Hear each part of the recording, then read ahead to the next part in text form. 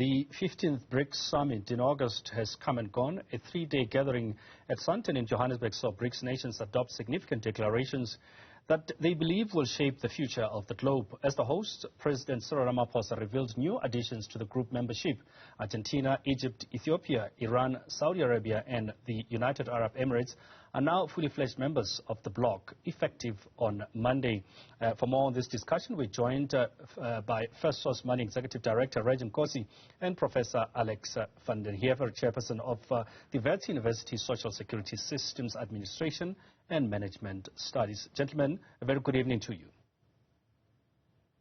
Good evening.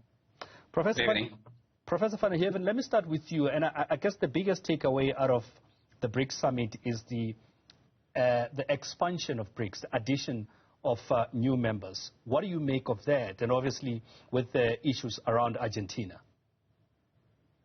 Well, it's quite difficult to know what the focus of BRICS is going to be with the additions. So the question is really whether this is a kind of an anti-Western or a bloc, or whether it is meant to be a sort of a bloc that focuses on developing the South more effectively and trying to get prioritization for the kinds of policies and funding and capital that would require.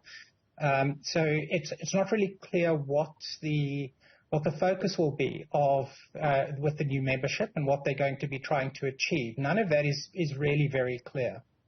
Reg, your take on that, the expansion?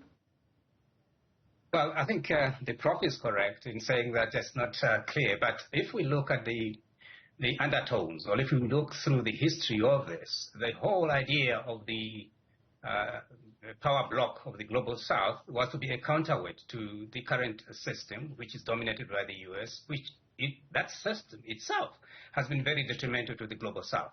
To the extent that this group is there, frankly, it must be there to undo the damage the Western Hemisphere has been doing to the Global South. That can't be an issue that is contentious at all. So I see the expansion of these 6 members, now I think 5, because Argentina seems to have, or is contemplating leaving, withdrawing from it, to be a total counterweight to the hegemonic influence of the U.S., which is highly, highly detrimental to the advancement of the Global South itself. Would it, I mean, looking at some of these issues and the expansion rates staying with you, in that you look at some of these countries, UAE, Saudi Arabia, and Iran, amongst others, issues of human rights violations, women's rights particularly, have been raised as to what is BRICS saying around this, if they are inviting or have invited these members to be, these countries to be part of the BRICS membership. It's an interesting issue to talk about human rights, countries like Iran and so on and so forth, but actually there was human rights in the U.S. itself and in the entire Western Hemisphere. However, the media in the Western Hemisphere has made us to believe that there are no human rights issues there. I mean, talk about Julius Assange, talk about Guantanamo, talk about so many issues in the U.S. itself. There are lots of areas or pockets within the Western Hemisphere that, frankly, are negative when it comes to human rights. So to talk about human rights of Iran is understandable from those who have received a great deal of media from the West. But this is not to say Iran or these other countries are good, but I don't think we can overblow this. The West is essentially one of the worst players in these issues of human rights. So I am not going to be moved by that statement. I don't think the Global South is moved either. And even the West itself is very much aware that there has been a lot of propaganda from their side, when in fact they've got lots of challenges with human rights. Professor van den Heever, just on that factor, do you think that the members or the new membership, BRICS as it is or as it stands as of the first, should they be worried? As Reg is saying that, well, we're talking about human rights issues, women's rights particularly, but then there are many others who are having similar issues. Well, the question, so one thing is what do people want to, what common interests do these various countries have? I disagree on the arguments that the human rights issues of these countries don't matter. They matter very, very, they are of deep concern. And they're also of concern within their own countries, and also the way in which that extrapolates to the way in which power is projected, for instance, by Russia, by China, etc. We have to be concerned about the way in which people would exploit a bloc like this for their own purposes. And so there is a question as to what is the purpose of a bloc versus bilateral relationships. I don't think that these countries, they don't reflect South Africa's constitution. They don't reflect the values that are in South Africa's democracy and democratic values that haven't been fully realized. And so the question is, are they going to actually contribute to that, or are they seen as countries that will support us moving in an authoritarian direction? What is the future with this kind of bloc? So I think that we can't ignore what these countries represent to their own peoples. And I think that the question is, where are our principles? What are our values in terms of international relations? And how do they fit into a general discussion?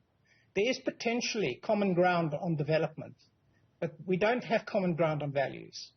And you can argue about how the West has betrayed many human rights issues and their own values in many respects.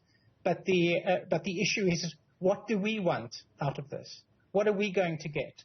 And I'm afraid countries like China and Russia don't have a wonderful record of intervention in Africa or in the world globally. So we really do have to look at what benefits we're going to get. And I think that moving away from the agenda of a joint program on South-South development is problematic, because then it's a question as to what people are trying to achieve. And I don't really think that it's a valuable project to just be anti-West. Reg, doesn't take us anywhere. Yeah, Reg, I think the question then is, from Professor van der Heever's point, is that what's in it for us? What's in it for, particularly as South Africa, looking at the other members that have been there, that are superpowers, and the new membership? I think it's a great deal. I think from a trade perspective, from an investment perspective, there's a great deal of interest for South Africa. South Africa is benefiting from China. China is the biggest trading partner for South Africa, and indeed one of the biggest investors in here. We expect the same from many other members of the BRICS countries, Brazil, India, and of course, not to mention Russia itself in due time. But to hang on to the issue of what it is that we have to benefit from it, and ignore the fact that we also are being disadvantaged by the West itself, all right, is quite frankly playing a double standards game. We are also suffering from the hegemonic influence of the West here in South Africa. It's not beneficial to us. Right now, for example, while we're benefiting from the AGOA, they're also benefiting, all right, from the fact that they're investing in here and trading elsewhere. But beyond that, the issues of a country being independent of influence that is negative to that particular country. Frankly, the West's influence on South Africa is in quite a number of ways negative. To the extent that we have such challenges, then frankly we have the right to go and have partnership with blocs like the BRICS. That there are, in fact, quite a number of other issues. Technologically now, the U.S. is going to be lagging behind. You cannot ignore China's prowess in issues of information technology and so on. One of the reasons why China now, the U.S. is fighting China, is because China is running ahead of the U.S. And there are lots of advantages for South Africa and indeed the rest of the continent to benefit from the BRICS. And remember, China's influence on Africa has been quite beneficial ever since. It hasn't been colonial type of influence that we've been exposed here. All right. You know that from Russia there hasn't been this negative influence on Africa, apart from those who have grown up in the Western Hemisphere who think, well, China is simply our enemy, and therefore, because China is their enemy or Russia is their enemy, those countries must necessarily be our enemy.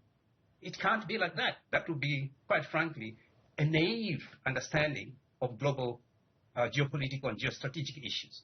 Right. Just on the issues, I mean, of the West, one of the other things that came out was the issue of the BRICS currency, which was not really deliberated much on. But the whole idea of de-dollarization, which to a certain extent had some Americans worried. Oh, certainly. I mean, Professor Janet Yellen, who is the Minister of Finance in the U.S., expressed this worry that, look, de-dollarization is going to affect them negatively. Remember, the anti-influence of the U.S., the mess Russia, Venezuela, including a few other countries are suffering, is because of the hegemonic influence of the U.S. dollar. And if that goes away, the entire power play of the U.S. and the West will disappear. And frankly, the developing world does not want this type of influence or this command, this sort of bullying that comes as a consequence of the U.S. dollar's power. And we think the migration away from SWIFT to other modes of communication is a welcome idea. And to us, it should be something that should be welcoming, not frowning upon it. Professor Alex, can I bring you in also on that whole issue of de-dollarization, which many were saying that, the expansion of this bloc is almost saying that we want a power that will be able to match or be better than the United States and its allies, if I can put it that way. Well, first of all, there's a feasibility question, and it's quite clearly not feasible to introduce this. And South Africa is certainly not big enough to kind of make any dent in the dollar as the major trading currency. So even the establishment of the euro hasn't dented the dollarization of sort of global trade. So there's a practical question here. If this is really just about an ideological struggle between the West and China, for instance, then I don't really see what the value is for South Africa. I mean, to talk about hegemony, et cetera, is one thing. But South Africa has its own interests, and it doesn't have to get involved in a squabble or a fight or a trade battle between China and the US and the rest. They have their own interests, and South Africa, to be perfectly honest, is a pygmy in this discussion. We are minute. We are not really a key player. So the question is, what is our role in this and what do we get out of it? And the de-dollarization strategy can be talked about for years to come, but it's not really going to go anywhere because it doesn't really make a big difference to what's going on in terms of global trade. But it's something nice to talk about in a sort of a struggle between the East and the West. But it's not really a very valuable discussion for South Africa. So I think we still have to get to the point of, well, what are we going to get out of it? What is Brazil going to get out of its relationship to South Africa? What are we going to get out of a relationship to China, where we are completely we are too small a player in relation to China. So can we actually be an autonomous bilateral actor with them? We're too weak. So really we have to look at participating in a global context in which we're going to be playing with many different players, and to assume that we're just going to be involved in some hegemonic struggle internationally is utterly futile, and it's a waste of time for South Africa's efforts. We've got to look at our own interests practically, pragmatically, and work what we need to get out of it in South Africa. And we have high rates of unemployment. We are deindustrializing at this point in time due to systematic corruption in South Africa. We have to deal with our problems and make a difference. And this conversation and the BRICS context at this point in time is not having any impact on that at all. Right. As we wind up the conversation, I mean, would you agree with the Prof that our voice is very small, our role is very minute in that we will be, lack of a better phrasing, bullied if West comes to West by those that are more powerful than us? Well, I doubt very much. If we're going to be bullied, we're already being bullied anyway by the West. So why should the bullying of the BRICS be any different? After all, we are participants in here. In the U.S., in the Western Bloc, we are not participants. We're beggars, all right, as well. So my view here, let's look at this issue in more concrete ways. The geoeconomic center has moved away from the West to East. And what's that East? That East comprises China, India, Russia, and a few other developing countries like Indonesia. Now, why on earth should a country like South Africa continue to misalign itself with the center of commerce and industry, which is the BRICS. I mean, frankly, that's a naive way of looking at the issue. We should, in fact, be saying we should be aligning with the BRICS. But aligning with the BRICS does not necessarily mean then we have to hate the U.S. No, it's not. I mean, the U.S. and China are trading, but they're not aligned ideologically. So we are going to be with the BRICS where the center of economic gravity is today as we speak. At the same time, we'll be recognizing the fact that we have to trade with London, we have to trade with Washington, and we have to trade with Brussels. To me, being in the BRICS is fundamentally important. And more importantly as well is the fact that the neo-colonial tendencies of the West must necessarily come to an end, and BRICS is that vehicle. Redge Nkosi, unfortunately, we are out of time. Sorry to cut you off there, but thank you very much to the both of you, Redge Nkosi and Professor Alex van der Heever.